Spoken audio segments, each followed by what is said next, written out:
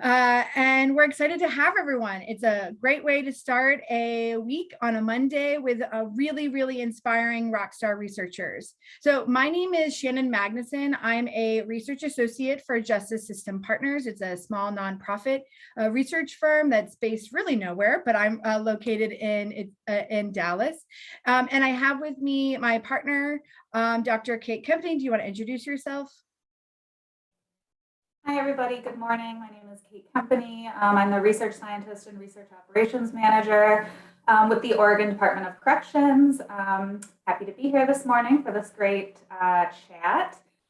If anybody has any questions and comments, as Shannon mentioned, please feel free to put them in the chat link, and I will insert comments in our question list as we are going through. So thanks very much, everybody, for being here. Awesome. Thanks so much. Well, this session is co-hosted by the Division on Sentencing and Corrections, which is a division of the American Society of Criminology. And it's co-hosted with the Oregon Social Learning Center's JEEP initiative. And the JEEP initiative is the Justice Involved in Emerging Populations initiative. If you're kind of new here and new to the series, I want to provide you a little bit of context of how we all kind of get started. Kate and I started this series to really provide resources and information to students about how to bridge life outside of the academy and bring your research skills to alternative academic, or AltAc as we call them, industry market. So really thinking about how you can use research skills outside of academia. We know that students rarely get opportunities to learn about these skills, to learn about these unique industry spaces, learn how research is used in them, how to navigate into them, and then how they're all different. And so that's really what the AltAc series is really dedicated to do. But this, as part of the AltAc series, is a really special session, and it's dedicated to how folks navigate this experience with a criminal legal system record or with incarceration experience. And overall, while the session and while the series is really dedicated to providing students resources, we also see these sessions as providing faculty mentors and peers resources, because as we know, students will go off to be in academia and they'll have to mentor students who are interested in alternate academic sessions or careers, and they're going to have to mentor students with criminal legal experience. So whether you yourself have these experiences, we believe this session will be incredibly beneficial to learning how to support students with these experiences better and more thoughtfully. So with that, I want to introduce the panelists. Our first panelist is Dr. Brandy Izquierda. She has a master's degree in public administration and recently earned her doctorate degree, congratulations, in public administration with an emphasis on behavioral health and organizational change management. Dr. Izquierda's drive and determination are built on making an impact with behavioral health, promoting long-term recovery, and ensuring communities are educated and have the tools necessary to combat the addiction epidemic. Before leading the SAFE project team, Dr. Izquierda worked for Faces and Voices of Recovery as the Director of Advocacy and Outreach. She also served as the Associate Director of Special Populations with Behavioral Health System in Baltimore and as the Director of Consumer Affairs for the State of Maryland's Behavioral Health Administration. In these roles, she's led advocacy efforts to expand access to behavioral health services and recovery support services, while also providing technical assistance both nationally and internationally, and empowering others within the recovery movement. As a subject matter expert with the Center for Social Innovation, Policy Research Associate, SAMHSA, and the International Certification and Reciprocity Consortium, Dr. Izquierda has vast contributions within behavioral health and within the recovery movement. And she's made a significant impact within the judicial system, advocating for access to treatment and recovery, and is the principal investigator of Maryland and Virginia's integrated forensic peer recovery specialist curriculum. She has a real passion for what she's doing and a knowledge of recovery support. And we're so excited to have her here. So thank you so much for joining us, Dr. Izquierda. Thank you for having me. It sounds weird when you say all that. I'm like, who are you talking about? Okay. A very impressive rock star indeed. Thanks, Shannon. Next, we have Dr. Patrick Hippard. He's a postdoctoral fellow, research fellow, excuse me, at the Oregon Social Learning Center, and he's working on the works with the JEEP initiative. He studies programs, policies, and organizational management in the criminal justice and substance use disorder policy areas using a variety of methodologies. He's interested in researching and improving programs in these areas, and he's identified as a person with lived experience with both the criminal legal system and recovering from a substance use disorder. So thank you so much for Dr. Hibbert for joining us. Next, we have Dr. Terrence McTeer, Jr. He currently serves as the interim dean of students at Southern Illinois University, Edwardsville. Prior to his appointment, he served as the inaugural director of the Prison Education Project at Washington University in St. Louis, and as an assistant professor in higher education at Oregon University. Dr. McTeer's research centers around evidence or experiences of college students with criminal records and the various factors that affect or impact their transitions in traditional higher education settings.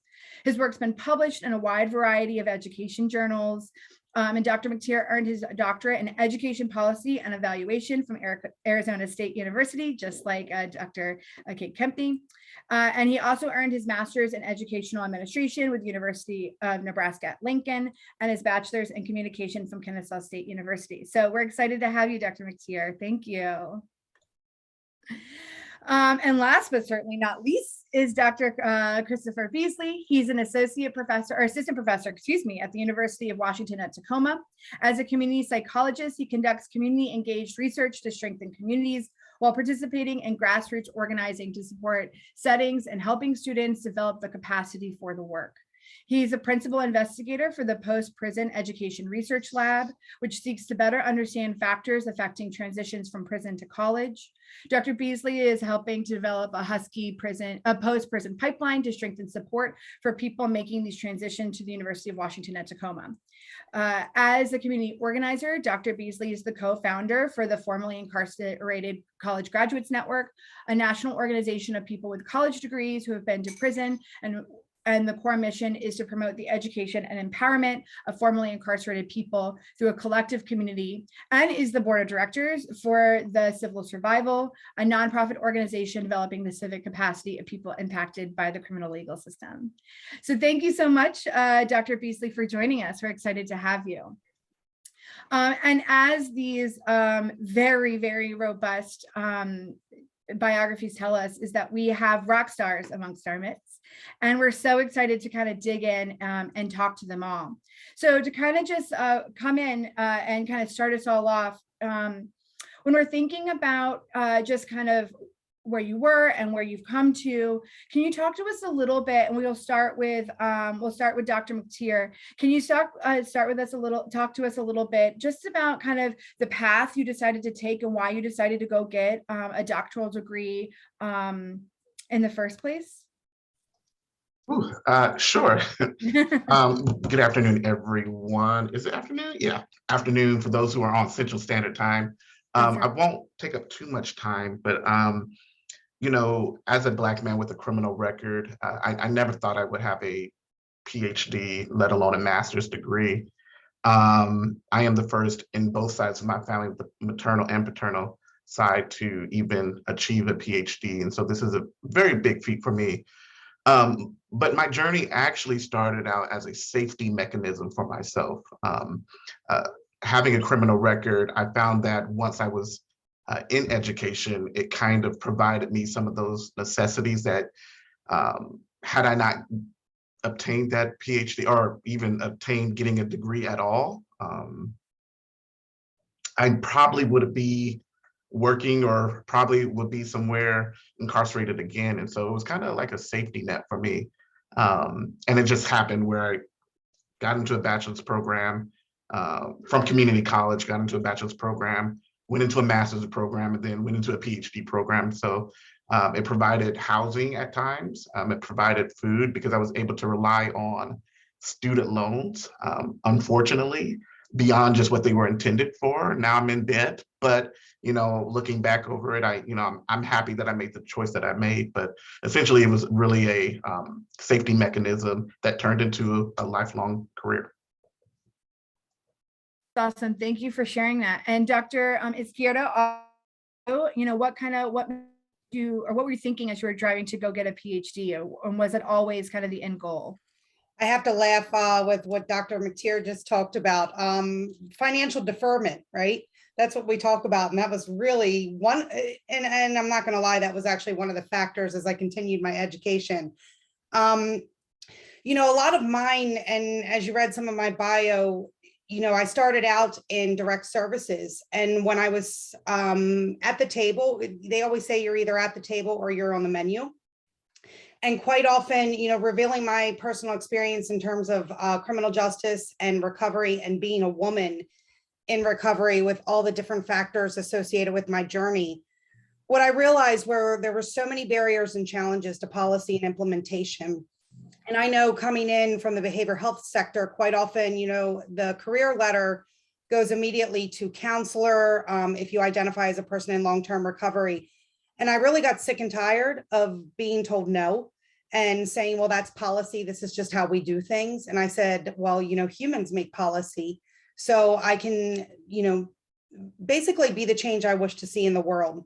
And what I found through that process was that I also had a lot of, not only external stigma and challenges and barriers there, but I also had my own internal stigma and creating a level of confidence at the table that I knew what others were talking about. I mean, we would sit at the table, in Baltimore City, and I would sit with all the data and the numbers and the outcomes, and I didn't understand them. And it was important for me as a person in recovery with this experience to actually understand what I'm being presented. So that was really my passion in terms of first getting my AA, BA, MPA, and then, quite frankly, honestly, I said, well, if I'm in it and for my bills, I'm just going to go for it. And that's exactly what I did. And it's helped me tremendously in terms of subject matter expert contribution, but also my own confidence. And I just loved learning. So unfortunately for me, maybe I'm actually going back and getting another master's because I love the academic world. So don't judge me, but addiction manifests in many ways. We'll just leave it at that. I cannot be in one more classroom. I feel like some more power to you. Also throw it to you, Dr. Beasley, what was your driving path to go pursue a PhD, and was that always kind of the long-term goal? I think, like Dr. McTeer said earlier, I never really thought that somebody like me could get a PhD or could become a professor. I started off, I was just going to get a tier degree in associates in human services. And that was mostly to try to get back some status I had before I went in. I was involved in the manufacturing world and had a good factory job and stuff. So I actually had some status in the world, if you will, and kind of lost that when I went to prison. So I was like, how do I sort of get some of this status back, if you will? And I had an uncle that talked me into going to college as a way to sort of get something going again. But I got that associate's degree, and through the support of a TRIO program, started to think about a bachelor's degree, got that, thought, well, if I can do this, I can keep going. Actually, it was a professor who asked me where I was going to go to grad school. And so I thought, well, I'll try this master's thing out. Just kind of hung out in school and then learned about community psychology, and then decided to apply to doctoral programs, and sort of like after 7 years of college, realized that I could become something I'd always looked up to, which was a college professor, but couldn't really imagine myself becoming. So when I was in grad school, I then started to realize that in some of the supports I had, and sort of dedicated my life to better understanding the possibilities that incarcerated and formerly incarcerated people imagine for ourselves, and what serves as a barrier to those possibilities and ways to expand those possibilities. And Dr. Hibbert, would you want to talk to us a little bit about your journey and kind of if you saw your PhD as the goal, or that kind of evolved over time? Yeah, it was, I don't know, my educational journey is kind of a series of fortunate accidents. I ended up, it's interesting, I also went back to school and started at community college after, 18 years earlier dropping out of high school and get my GED. So even just in that kind of a non-traditional trajectory, but like, you know, I went into school and I'm like, you know, one, I was just tired of telemarketing and, you know, that type of stuff. And I also, you know, I was in recovery. Part of my story is long-term recovery as well from substance use disorder. And I'm like, well, you know, I'm really not doing much else professionally. So let's try this out. And, you know, it turns out when I'm not actively in my addiction, I do pretty well at this type of stuff, strangely enough. And at the time I thought, you know, well, you know, I got a lot of stories to tell. And in 12-step recovery, we do a lot of storytelling. So I'm like, maybe I'll just write you know, I want to do some writing. And actually ended up in business school. When I went to university, that's a long story. And I, you know, when I finished my bachelor's, I had no idea what I was going to do.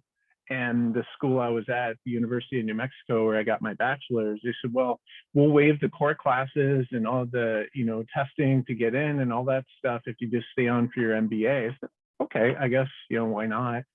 And, you know, I did that and I really started, that's kind of where my passion for organizational stuff started. And, you know, got in some great internships with some nonprofits and a lot of this, you know, sort of management side of things and management consulting and all this stuff. And, you know, got my MBA, you know, got the honor of being the speaker for the graduating class, all this stuff. And moved to follow my fiance at the time, my spouse now, to Florida, and found that, you know, my criminal record trumped all of that. Right. No matter what, I you know, out of almost 60 applications, I got, you know, a couple of responses back, and those were all no. So I ended up selling advertising back in telemarketing. After all these years of school, it didn't really make that much of a difference because I have this criminal record. And I was a trailing spouse to Bloomington, Indiana. My wife got into an MFA program there. She's a printmaker. She's amazing. There's some prints on the walls that you might notice. And, you know, I started looking at a PhD program because I was sick of sales. Like, I just didn't want to do it anymore. I hate sales. I don't like, you know, all of that stuff. And I felt like, you know, I could just do more. And I actually got in touch with some of the people in Bloomington that dealt with like nonprofit management, stuff like that. Turns out that's a part of a school that's pretty well known within Indiana University, School of Public and Environmental Affairs. And so, you know, I was like, okay, I guess I'll take this GRE thing. What is that, right? I'll do this application. And I was very upfront, you know, for the first time in my career on paper saying, listen, I have this criminal legal experience, I have this recovery experience, and I want to use it. I want to do something with this. And so there's this desire to take this liability that I was just dragging around with me and try and put it in the asset column. How can I use this to do something positive, right? And, you know, so ended up in this PhD program, and it was really, really, really, really hard. And so I'm almost by accident. So I don't know. I mean, it's not, I think for lots of us, I think we can relate. I feel like I never, you know, went to school thinking I'd want to do a PhD, and it just kind of, you know, it was all iterative. So I appreciate that a lot of your stories are like that. I feel like that really resonates for the rest of us. But what I'm also hearing kind of across your stories, right, is Patrick, as you were saying, you know, really taking a liability and then making it a win. And Dr. Escrieta, your commentary about like, if you're not at the table, you're on the menu, right? And the idea of taking this to be a disruptor in the space, because humans make policy, right? And all of those things I think are really important, that you've found a way to kind of bring your assets to the table, and really be able to kind of recognize your impact and your voice in these spaces in ways that you can shape them. And that's something that we talk a lot about in the wider AltAc series, is really about positionality and how our various experiences kind of come through in the research that we do. And so thinking about the work that you have all done, it's very much, you know, you definitely can feel your positionality a bit in the work that you do. But, you know, would someone like to talk a little bit about how your direct experiences relate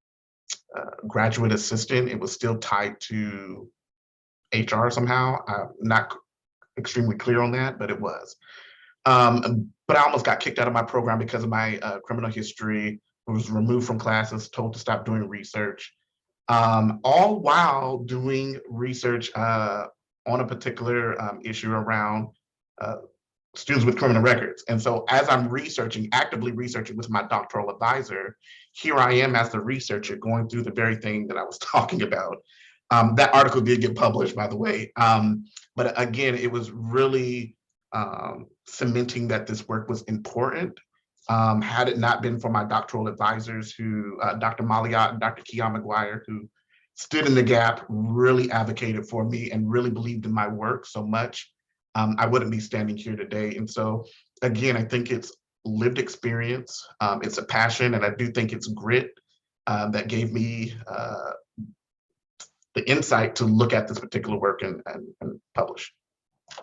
Absolutely. Thank you for sharing that. I know that's, I cannot even imagine kind of what that would experience, and almost that meta, just like a very meta feeling of you're living the thing that you're researching. And I think you're right. It really just cementing how institutionalized these systems are and why people like you as disruptors are really important to these spaces. One thing I also heard that I think is really interesting is the concept of pigeonholing yourself into a topic because of your lived experience, and being able to say that you actually have a wider breadth of information. I think that as mentors of students with lived experience, that's a really valuable insight, right? That you're making sure that your students are able to research the questions that are important to them and that affect them personally, like in the case of Dr. McTeer, but that there is also real breadth to what they can do, so that it's not just this person with this lived experience can answer these questions, but they can't do anything else. And I think that's a really valuable insight for mentors as we're thinking about particularly how we support doctoral students with criminal legal experience through the space, and how we mentor them into the types of questions we ask, or the types of literature we encourage them to engage with. So I think that's all really important. And I think Dr. McTeer actually really segues kind of the next questions we have are really about, thinking about what you know now, before you are a graduate student, what are some things that you would have known? Like, is there something about the university space? Is there something about disclosure that's really important? Is there something, about, Dr. McTeer, you talked about housing earlier, is there something that you know now that you wish you would have known then through the process that would have made it a little bit easier? I'll toss this one to Dr. Beasley to start. I think the biggest one is like realizing my own potential and the assets that I bring to the table, and not just focused on the deficits. 'Cause I think coming in, I only saw the deficits, right? I only saw my own experiences and how they were stigmatized with my internally, and how they were stigmatized by others, the life experiences, the lack of like formal education and really engagement in that, and how that made math harder for me, how it made writing harder for me, how it made all that harder for me. But I think what I didn't realize was the divergent thinking that research clearly shows that people incarcerated have a higher level of divergent thinking, right? That divergent thinking leads to divergent creativity, which leads to innovation, right? And I didn't realize within myself that because of who I was and what I'd come from, that I actually had this innovative asset to me that others just simply like didn't have. And unfortunately, my advisor also like talked to me about like how like with theory I was able to like connect dots in theories and apply them in ways that others didn't. And I just kind of took it for granted. I thought everybody can do this kind of thing, and only saw like really my deficits. But I think and also thinking about like the different paradigms that formerly incarcerated people are embedded in, right? Like others doing work on like the criminalization system, they're often getting their exposure to that information through formal education systems, which are steeped in past paradigms. and people sort of like learn in those past paradigms and pass on that learning, right? But our experiences with the criminalization system or from our own direct lived experiences, and we later on got the academic training, right? And so we have an inherent ability to look at problems from a different angle and bring different paradigms. And I just didn't see that. So I think that's the biggest thing for me, is really realizing my own potential and assets that I brought to the table. And I just wish I'd known more of it then. Yeah, I mean, that makes a lot of sense. And I really like your idea of, divergent thinking leads to greater innovation. I think that's such an empowering concept for students with these experiences. And as faculty members to kind of use that language with folks to kind of lean into this innovative thinking. Dr. Hibbert, do you want to add anything to kind of things that you wish you would have known earlier in the process that you know now? Yeah. Yeah, definitely. I mean, I do want to piggyback a little bit off of Dr. Beasley's comments as far as my own potential. I know everybody, and not everybody, will say imposter syndrome is just endemic. Like, most people that go through these spaces have some type of imposter syndrome. But like, it's I mean, to this day, it's really tough, right? Like up until 2008, right, my biggest accomplishment was like finishing rehab, and I was not the guy that was capable of doing things, not only from the evidence of my record up to that point, but also I had internalized that stuff, and that gets really difficult, and it's partly what I was going to say that I wish I had more preparation on was the sort of re-traumatizing that we have to go through every single time we have to go through a process, right? Universities have the ex-offender committees, or renting an apartment, 2008, we're talking 14 years later. I still I have to call, if I'm going to rent a place, I have to call, and I don't usually fill out applications. I just call people and say, what's your policy on people with a criminal record? And just start with that, and it's, having to go through that over and over, getting more used to how I take control of that narrative on who I am and how that informs what I do today was really important. It came over time and with practice, but I really wish that I had had more sort of preparation for, and it's not to say so in my case, they never arrested the wrong guy. I was incarcerated for very good reasons. I was not a good actor in society, and there's a lot of shame that comes with that. And every time that I go through that process of having to explain what happened and why it happened and what's going on now, every single time it brings all that up again. And so having to get more practiced with that, and especially getting in, building a solid network, a social network of supports that, people that are like me, being in recovery, I have that kind of built in with the sort of 12-step model. We have a lot of, social network support in that way. So, I guess that would be my advice for people with this experience going into academia. Thank you so much for sharing that. I think these are really important comments. And what I also heard too, right, from Dr. Izquierda earlier is this conversation about stigma. She talked about that early in her introduction. And that's not to say that students with lived experience don't have more or less imposter syndrome than other students who are going through these processes, but it certainly sounds, though we can safely say that it's a different internalized experience when you're moving through these spaces that might impact things like speed in which you finish projects, speed in which you are able to complete things, right? That there's so much more you have to accomplish in your own head before you get to the work itself. And I think that's maybe something academics or as a mentor you might not consider, that these are things that students have to work through as part of these research projects, as part of the process, as part of filling out something else, right? That there is trauma in these experiences, and It might slow the work. It doesn't make the work less than, but it might just impact the work in ways we hadn't really quite considered. So I really appreciate, that. And that kind of lends me then to this question of, in your experiences, do you find that some universities, or maybe it's departments, I'm not really sure what the right unit here is, are more accommodating than others to criminal legal system experience? And if so, how do you tease out which ones are more accommodating? I'm assuming this is as a student, am I correct? As a student, yes, but we're going to move to the next space of as a faculty member in a second.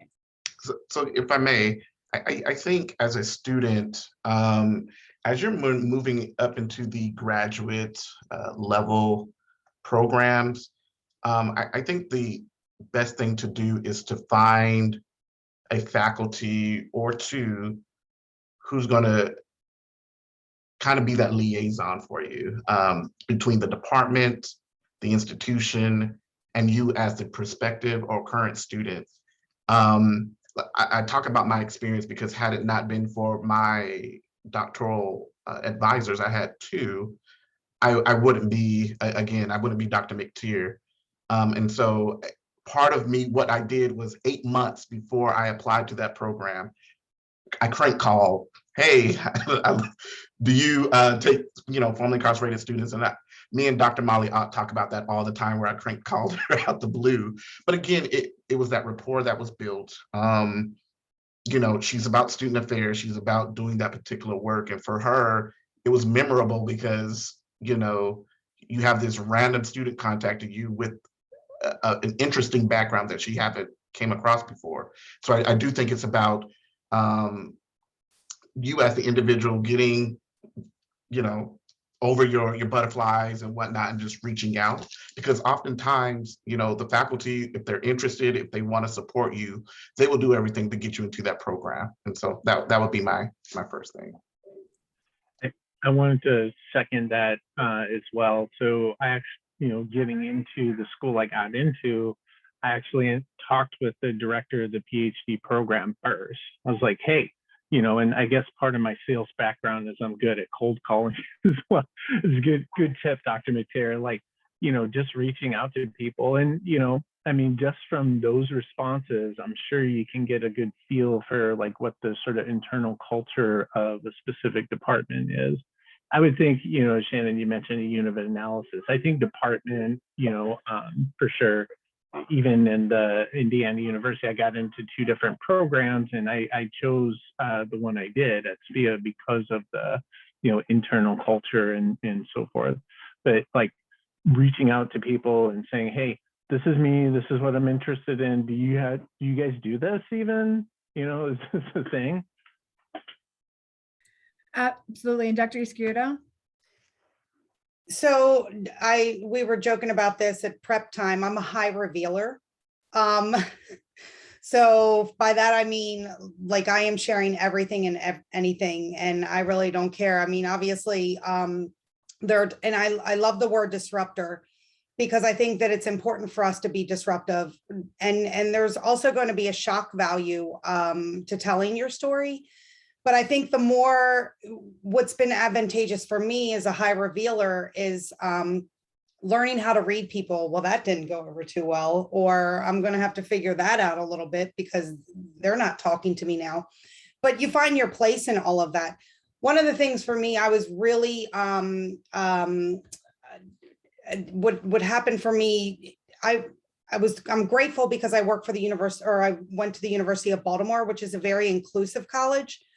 But I also find that it wasn't just the navigation from the former justice involvement, it was also the navigation of being a mom and not having many options. I really was trying to get into law school, and I got nixed on that, but I didn't have a lot of options because I'm an older adult. In my experience, I couldn't uproot all of my, my family and my kids and all of that. So there was a very small setting that I could find my way in. And I found it through the University of Baltimore. For me, again, I'm a high revealer. So sharing those stories, I found a chair whose dad was a former heroin user. So that was exciting. And I was able to have those conversations. But I also think it's important for us to understand that, engulfing ourselves in a particular program, understanding your student surrounding as well.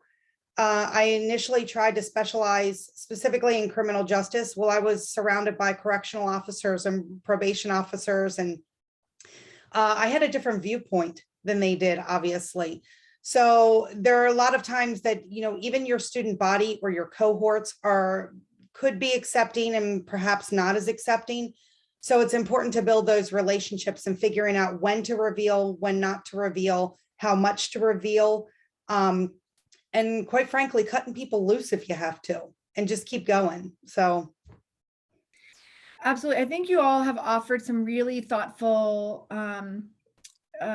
pieces of advice for navigating into programs, right? Cold calling, asking if they have any other students who have gone through the program that have similar experiences to you.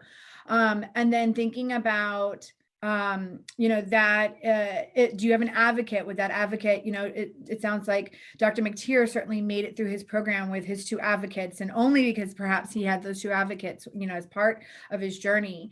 And so finding someone earlier in the process, but then thinking for you all navigating out of your academic spaces, perhaps your academic safe spaces, and into new spaces, then, do you offer any advice for students who are moving out, or faculty who are mentoring these students out of your current space into new spaces? And then how do you navigate finding a new, many of you are still in academic institutions, but finding another academic institution that's equally as accommodating to the one that you were in to get your degree? Dr. Beasley, I'll turn it over to you to answer this one. Thanks. And one other tip on the last one that worked out for me anyway is maybe thinking about community-based participatory action research spaces. Those are spaces that tend to value people with lived experience, whatever the topic is, and volunteering. And that was kind of something that I had used in the volunteering lab to sort of get a sense of what the space is like. But for the academic settings, I've definitely had 2 very disparate experiences with 2 universities. One in which I came in without being a high revealer, and found out that it was a space that where my experiences weren't valued and welcomed, and I was actually silenced by the chair of the division and told not to tell students that I'd been incarcerated or had previous experience with drugs or anything like that. And after that experience, then the second time, I actively looked for positions that were more like social justice oriented and sort of had language around that gave me some indication of where their values were and what their mindsets might be like. And then I also, with the first interview, the telephone interview, was actually upfront about my experience and talked about how it informed the work that I did. So I was doing some self-screening there of the settings and getting a sense of what they were like. And it's a risky move, but it's also a move that will help ensure a little bit more about what that experience is going to be like, because that first experience I had was terrible. I would, because what ends up happening is, and I had been a closeted gay man before, and I was like, I'm not going back into closets again, because what ends up happening is you not only hide that explicit part of you, but also all the things that could possibly be an indicator of that, right? So similar to if you're a gay man, you might watch how you walk, you change the things that you like in life, so they're not going to indicate that you're gay in some kind of way. Same thing with being incarcerated. I have tattoos that weren't even tattoos that I got in prison, but obviously also aren't tattoo shop tattoos. They were street tattoos, right? So I would always cover them up. I would change the way that I talked and language that I used and things that I talked about, so that people didn't even have a sense that I maybe might have been incarcerated or anything, right? So and that ends up creating very inauthentic relationships with people and a lot of emotional labor. and it was just not a good experience. And so I vowed that I wasn't going to have that experience again. Was fortunate that I found a place that valued me and welcomed me, not just despite my past, but partially also because of my past, and saw the value in that. But thank you for sharing. I think one thing, that you said that I think is really powerful is almost this like kind of emotional labor you're just doing, navigating your day, and the code switching that you're also doing. And as students moving through these spaces, that you're constantly aware. And then to think about that at the intersection of being a gay man, or at the intersection of being a Black man, or at the intersection of being an incarcerated mother, right? Like all of these things come with additional layers of stigma and the emotional kind of labor that you're doing through the process to make sure that you are respected in spaces, right, where you should already inherently be respected, because you offer a lot of value. And so I think that's a really thoughtful comment about, how much more these students are just kind of doing all day long in their head as they're just moving through the world. I think that's really thoughtful. I also really love the practical conversation about, even as a student or as a faculty member transitioning to a workplace, looking for places that do community-based action research or participatory action research, right? Finding departments that really prioritize that type of research, inherently because they prioritize community members and alternative voices. That's, I feel like, is such a really good practical suggestion for students moving through these spaces. So I really kind of appreciate that. Many of you have talked about kind of the idea of disclosure, and kind of where you do it, if you do it kind of in your cold call, if you do it in an interview. Can you talk to us a little bit, two things, and you kind of pick where you go, about the process of disclosure and kind of how you know where to do it? And then the second is that, does disclosing affect specific things? So like maybe admittance, loans, housing applications, anything like that. So anyone want to take this one first? Sure, because this is my research area. Perfect. I love it. I love it. The unfortunate thing is that we're still dealing with institutions that are unaware of formerly incarcerated students, or they know, but they don't know how to support the students. And institutions across the country still view students with criminal records, whether prospective or current, as dangerous, menace to society, all of those derogatory and, unsupported or unsubstantiated claims about these particular students. And so, I don't want to sell something that is untrue or flowery. There's a lot of work that still needs to be done in higher education. I do see that the federal government is now, pushing us in a direction of bringing this population to the forefront by way of the Pell Grant that will go into effect in 2023. So this is a wake up call for higher education institutions. That's part one from the student perspective. We still see the applications on some questions. We still see I believe the state of Texas bans students from living in housing if they have a criminal record. Oregon State has a policy, and just a gamut of things. When you get into graduating and going into the workforce, especially within the higher education sphere, depending on the type of institution, or if you're going into a research firm or whatnot, it could make or break you depending on what the crime is. Depends on your race and your gender. And so those are all things that one needs to consider. I myself, depending on the job that I apply for, I don't necessarily divulge, because I am a Black man and I understand that that comes with consequences, unfortunately. And my crime was done over 15 something years ago, right? But I still deal with those repercussions if I disclose. Luckily, I was able to get my record set aside in the state of Arizona, and a lot of people are not, they don't have the privilege or the luxury to do that, and so I am aware of that. But because of that, I want people to be very vigilant and understand that higher ed still has a lot of work that needs to be done. Thank you so much for sharing. Go ahead. Yes, please. Oh, go ahead, Brandy. No, I've talked more than you. You go, please. I was gonna I was going to comment on 2 things, 2 points. One, kind of what Dr. McTeer was alluding to, like that disclosure is just straight up easier for me as a white man in the United States, Yep. right? Like the default assumption is different between, unfortunately, it's still the case. So there's that sort of compounding of inequity that we have within these different systems.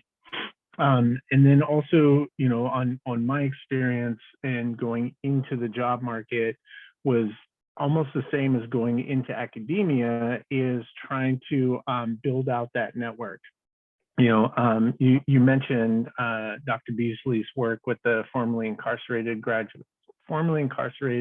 college graduates network, FICGN, and that literally has been key for me, right? Like my connections through them. I see Dr. Vest is on the call. He actually sent me the call out for the job that I have right now.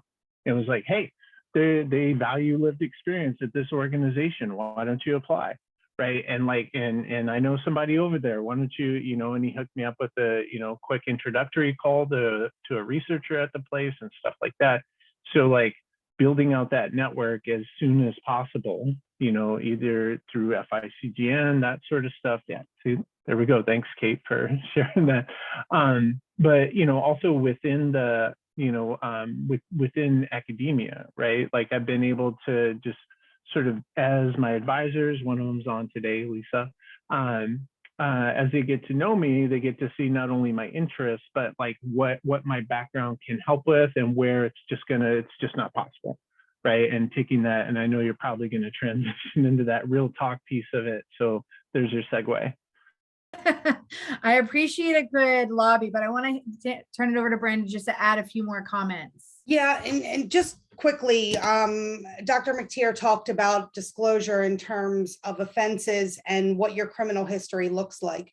It's really important for us to understand. I mean, we battle with that even in the behavioral health world, violent versus nonviolent offenses. What is your access in terms of housing? What is your access in terms of food? We have a lot of individuals who don't necessarily have the means even to buy food. They may be on assistance. Knowing that you have a drug history that may nix you from that assistance. I think also it's important for us to understand in the collegiate space that we have, and pardon my language, we have a hell of a time even getting people to identify that they're in recovery on campuses, let alone the coupling of criminal history or criminal background. So we don't really even know on campuses who is actually out there like us. So again, just as Patrick had mentioned, formerly incarcerated graduates, that was a huge network for me to say, hey, I'm not alone, that there are other people out here like me. And it's unfortunate that we have that to the point where we do. And Chris, this really, you tug at my heartstrings for having to code switch or walk a certain way or talk a certain way. I even joked coming on here that I may take my blazer off because I have a huge tattoo. When do we stop judging people based on that and really starting to embrace them for what they bring to the academic world in terms of research, but not only research, the implementation and following that through into the communities? Absolutely. Oh, go ahead. Sorry, Please. just briefly here. As tough as it is, I think that especially those of us who have the privilege to disclose in a way that isn't really detrimental to our future. I think we have an obligation to do that. Like I see it as an obligation when we look at the queer movement and queer liberation. Like the coming out part of that was so important because with an invisible stigmatized identity, it becomes really difficult to challenge those mental frameworks that are out there in the world, those schemas that are driven by social information that people are exposed to, right? And there's a certain social narrative out there about incarcerated and formerly incarcerated people, just as there were queer people, and there still is, right? Threat to society, right? And it challenging that requires exposure to narratives that contradict that dominant narrative, right? So it requires exposure to people like us coming out, presenting a different view. And then as enough of us do, then that starts to do it. And then importantly, I think supporting those who don't have as much privilege and aren't able to gain access through their identities too, and not taking up all those spaces, and making sure that others get opportunities that we're getting through our disclosure as well. But I think it's actually, I think it's an obligation that we with enough privilege have to step out, to challenge those narratives, so that others with less privilege can then do so as the landscape changes.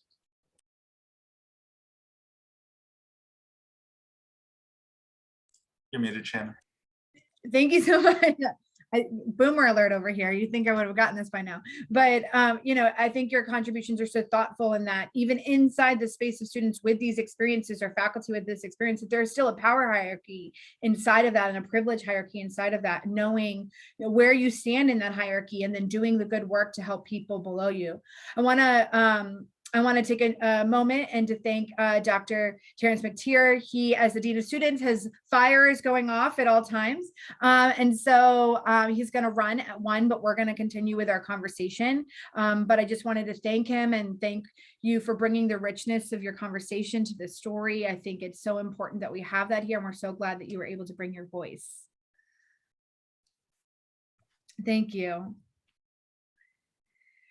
I think one of the other things that you all have mentioned, one has been, this concept of community and not feeling alone, right? And that so much so that a lot of you have actually started your own nonprofit communities for, populations with similar experiences.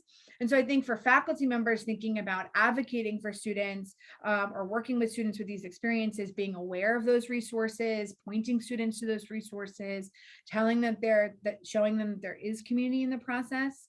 I think that's, that seems really a really important part of the journey too.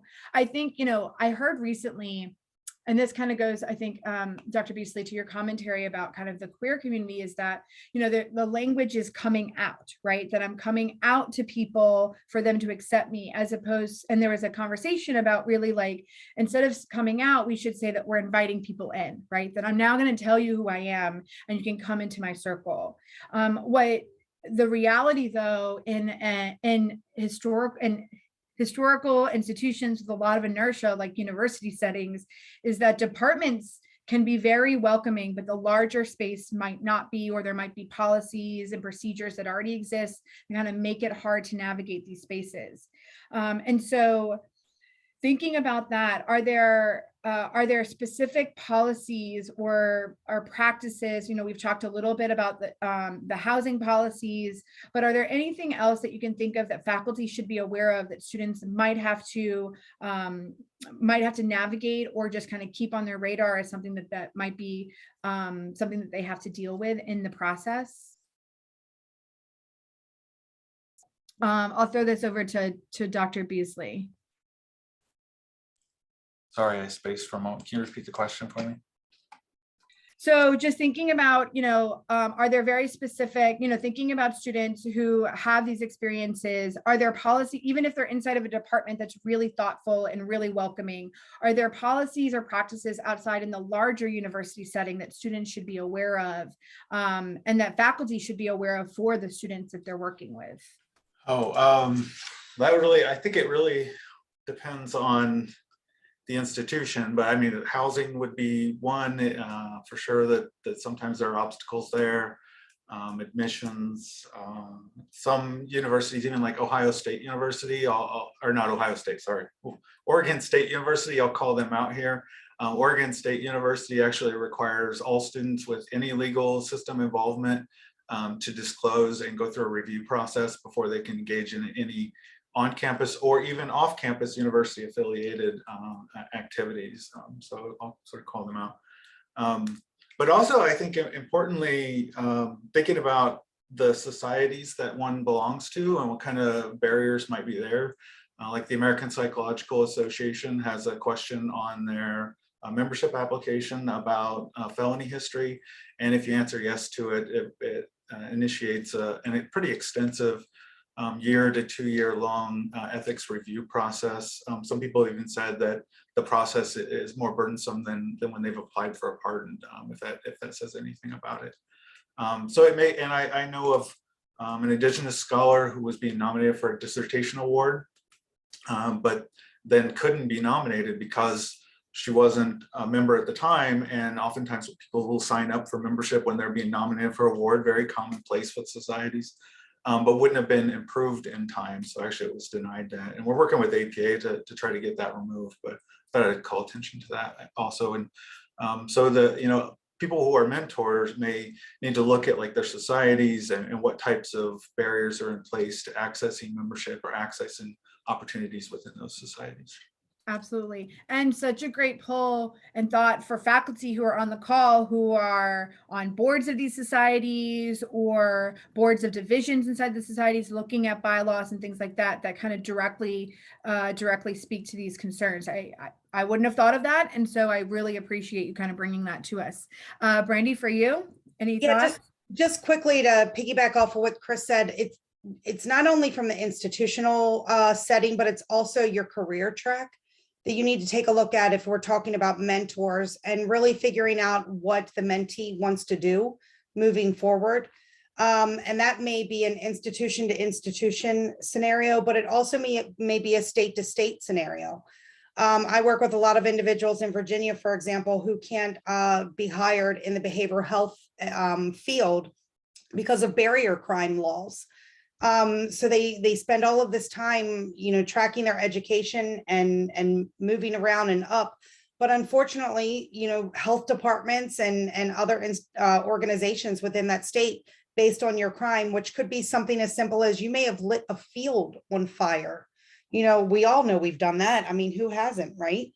But unfortunately, at that point, you're not eligible for employment opportunities. Or if you decide you want to go back into the correctional system where you were housed, you may not be able to go back into that institution based on your association with it. So we have to really, as mentors, make sure that when we're talking to an individual, that we're helping them navigate and create these personal choices for them if they're willing to go up against those systems. And if so, start rallying the support behind them. I think, and this kind of speaks to Patrick's earlier, great lobby to kind of this next place, which is this real talk about spaces that folks are eligible to work in and spaces that frankly they are not eligible to work in. And one of the comments that Dr. McTeer made before he left, right, was that race, gender, and offense type matter. Like the intersection of those things matter. And as you're a student navigating it into the workforce, or you're a faculty helping someone navigate it, like those things matter. And really being able to have frank conversations with your students, like, did you have a violent offense or a non-violent offense? Was your offense against children or the elderly? And or I'm thinking about some of my own experiences, even if your offense was non-violent and not against children or the elderly, with a record, you still can't, or you have to go through additional barriers to work with children and the elderly, right? Or to be in those spaces. So I'm thinking of a Department of Education. I personally have an arrest record, although I don't have an incarceration record. And I had to go through all these other legal holes to be a high school swim coach.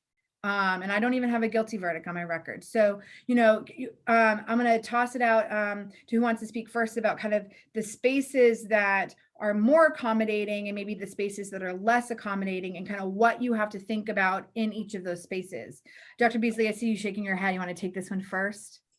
Yeah, I think like some universities have background checks, some universities don't have, but generally all universities will have some, at least for some departments, and those are departments that usually because of state law are required to screen applicants. Usually it's some kind of child and vulnerable adult safety law that the state has, and that gets then interpreted by universities in a way that says like these departments need to ask about it. So things like social work, education, nursing are probably like the big three on that. And then sort of like career spaces related to that, I would say. I was going to piggyback on that too. Like, so in my PhD, mostly we went through with like public management, public administration, not really spaces that, required any extra clearances or any of that stuff. getting into Oregon Social Learning Center, they do some work with the Department of Health that sometimes involves, vulnerable populations and that those sort of topics. And it was like, the background check and the clearance I had to get from the Oregon Department of Health was incredible. I had to have all these, just a crazy amount of work to get through it. And the entire time, right, like I had access to people that could, provide letters of reference and help me in different ways. And I had quite literally champions at the Oregon Social Learning Center who helps me get through the process. I couldn't imagine if I didn't have the privilege of those supports, and what it looks like getting into those spaces. I mean, yeah, and I wanted to throw something out there. You never know where you're going to find those barriers at. I tried to adopt a cat in Albuquerque, New Mexico, and I got denied because of my criminal background. So it happens all over the place. Can I just add, wow. Okay, wow. That I have nothing to say on that one. You can drop the mic. We're done here. I also think it's important for a mentor to really navigate the well-being of the individual they're serving. So we're talking about institution and career path and all of that. But at the same time, I can tell you firsthand my personal experience with going back into the behavioral health and criminal justice world. Re-traumatization is a thing. So if you do decide that you want to go into the criminal justice system, just know that you're going to be back in those prison cells where doors are locked. You may be stuck in lockdown, and it may not be a pleasant experience. So it's important for us to also look at the person and where they are in their life to ensure that they are ready to revisit those areas. I can tell you from my personal experience, I was going to go into social work and I looked at the ethics around social work based on my high revealing status. I said, it's probably not in my best interest to go into the line of social work because I'll probably violate every single ethical principle there is there, just based on my delivery system and how I navigate that person to person or that one-on-one engagement. So I knew that it was probably in my best interest to go into policy because of the way I can come at people, which may not be conducive in certain environments. So I just need to know self in order to navigate my career. One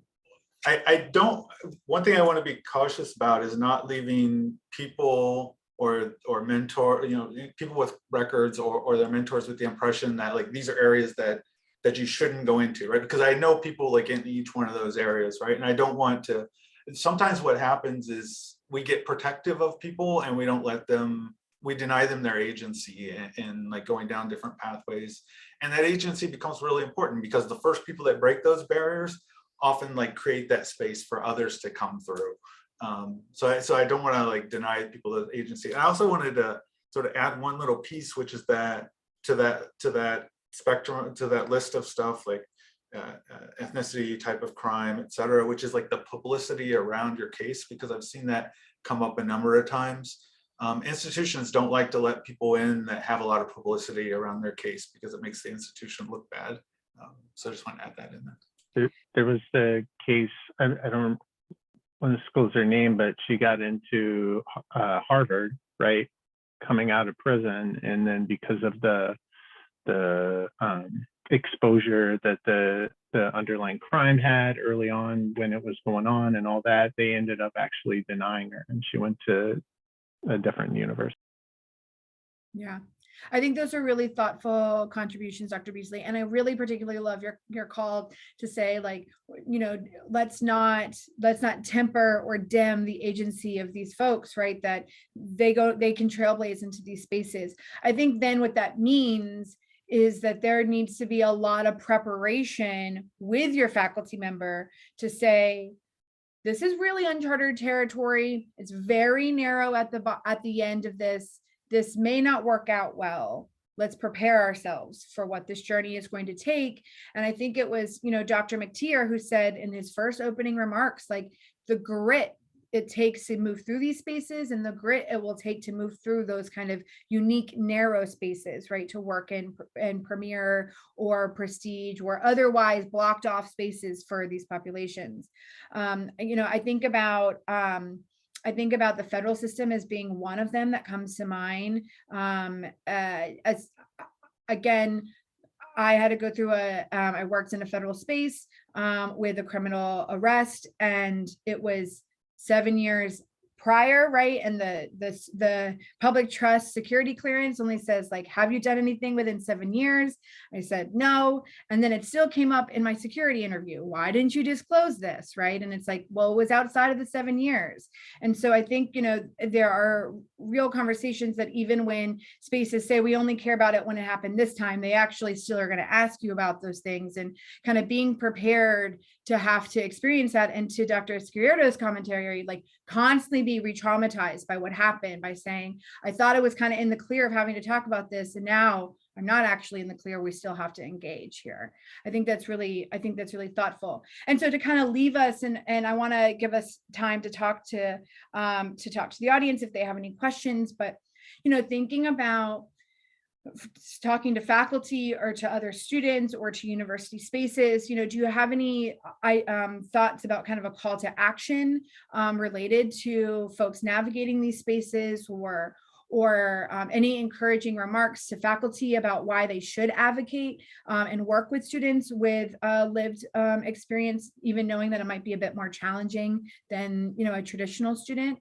I'll pass it over to Dr. Hibbard to answer this one first. Yeah, so there's a couple of quick things. One, I did want to say there is sort of another side of this disclosing and, having to go through that enough times, is being able to create my own narrative around it. And part of that is that narrative from a liability to an asset that, starting from me, like these people will be lucky to have me. Like bam, like I have a unique experience. I'm uniquely positioned to be of help in this situation, right? And that, turning that into the pitch of, whomever I'm talking to, and on the other end of it, listen, this is why we need to blaze this trail through whatever section and narrow space it happens to be, is because you can be a part of history here. You can help us change this, these structures so that we can include more people and we can do better work, right? And that's a part of that sort of narrative shift into the asset versus the liability.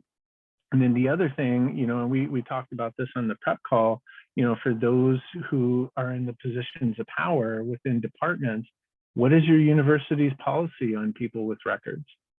Do you know? Right? How involved are you in that local, all politics is local. What's going on in your department? What's the policy? What's the culture like, at the university level, stuff like that. Like, did you know that, different sectors of the population couldn't get Pell Grants because of their records, stuff like that. And, not only knowing that, but taking that knowledge and either pushing for change or leveraging the policies that you do have in place if they're positive. I want to comment that one thing that I think is really thoughtful about that I personally want to hold on to for me, is that as you're thinking about, even as faculty without these experiences, like, or researchers, if this is important to you and you believe that these spaces are enriched by folks with lived experience, especially with incarceration experience, when I go on job interviews, I ask a series of questions to know if that place is a right fit. And that this should be one of the questions I ask in my repertoire of things to understand if it's a right fit, because I think it's important. And I think, if that is part of kind of this filtering for finding places that are a right fit, then inherently it means that we're going to be putting faculty in places where they can make real change about these issues too. And I think the conversation about, like, do you even know what the policy is, I think is really, really important. Dr. Beasley, do you want to add anything about, calls to action or or anything for why faculty should kind of work with students with criminal records. Yeah, I think the why is around like equity and assets, that like only, faculty that care about like equity, only 4% of formerly incarcerated people have a bachelor's degree. It's, the only thing in the ballpark is actually former foster care youth. Any other inequity that you're thinking about right now is probably in the teens.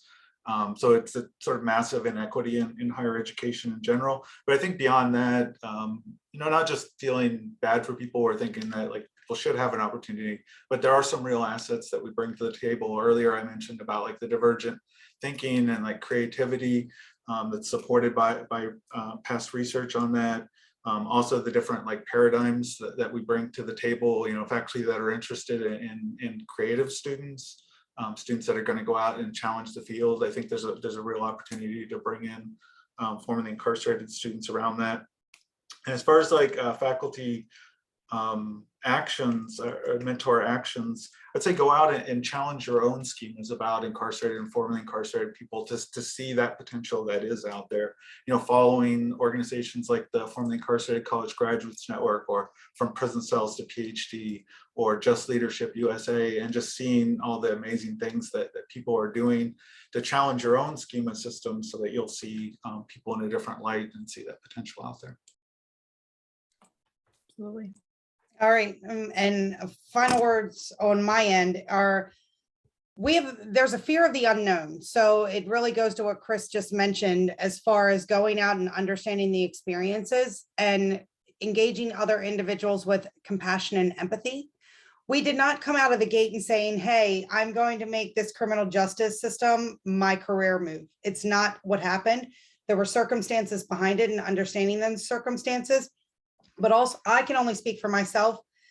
Everyone in this world has probably done something wrong. It just so happens I got caught. So comparing in rather than comparing out is very important. We do have a lot of grit. And if we take that grit and that tenacity and we channel it in the right direction, we are amazing individuals. The things that we come up with are fantastic because we bring that lived experience lens. And I also think in terms of equity, Chris mentioned the foster care system. We have a lot of individuals in the juvenile services system that we haven't even tapped into yet. We need to be a beacon of hope for other individuals if we really want to raise the bar in terms of equity and inclusion. So it's important for us as individuals to really mold ourselves and morph ourselves into something authentic and true within the academic world, so we can go back and be a hand up for other individuals. And I think that starts even in the juvenile justice systems. So that's my thing. Awesome. Thank you so much. And, I think all of your contributions and thoughts are so enriching to this conversation and so thoughtful about, how we can move forward, how we can think about this, how we can support people who are navigating it themselves, and how we can then build better faculty to help people navigate it. I really want to open the floor to folks that are in the crowd. Feel free to either raise your hand or use the chat box to ask any questions. I'll give folks a minute to do that, and Kate will help me here navigate that one.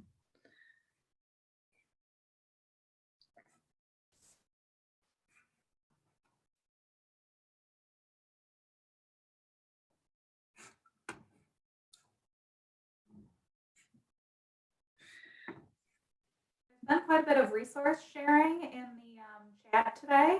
We'll also be distributing that out with the link and posting it with our session link of the recording. But if anybody has any questions that they'd like to put in the chat, we'll bring them up right now. Yep. So I have Ashley Shadow. I'm so sorry if I mispronounced that. That's okay. It's Shado, and thank Shado. you for. I want to say to folks that I just really appreciate y'all using your voice in this type of forum. Our work, so I lead the JEEP initiative at the Oregon Social Learning Center. And so we have just learned a ton over the last couple of years. It's through NIDA funding that we have this program, and it has impacted our research so much, and so more impact in a shorter time than any other adventure that we've gone on. And it has been through, Chris mentioned, Dr. Beasley mentioned the community-based participatory research.